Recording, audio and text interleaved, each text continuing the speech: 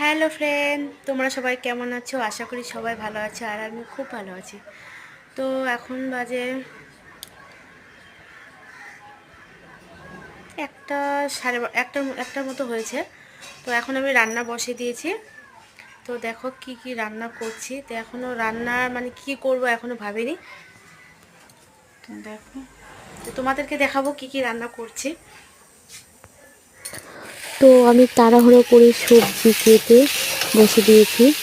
এখানে হচ্ছে মানে সজনা, আলু, বেগুন আর হচ্ছে ফুলকপির ডাঁড়ি মানে এসব দিয়ে মানে নানান সবজি দিয়ে চচ্চড়ি করছি। তো ওটা জলটা দিয়ে দিলাম। তো ওটা নামিয়ে আরেকটা সবজি বসে দিব। কি বলবো, আজকে এত দেরি হয়েছে রান্না, মানে একটা পার হয়ে গেছে তাও দুপুরে রান্না হয়নি। সবারই খিদে পেয়েছে, আমারও প্রচণ্ড খিদে পেয়েছে। তো এখানে আবার বসে দিয়েছি মাছের ঝোল করব। তো এখানে এটা হচ্ছে আলু আর কোয়াশ। তো জিরা ফোড়ন দিয়ে বানাবো। এদিকে আবার ভাত বসিয়ে দিয়েছি। তো এটা হয়ে গেলে মশলা দিয়ে দিব।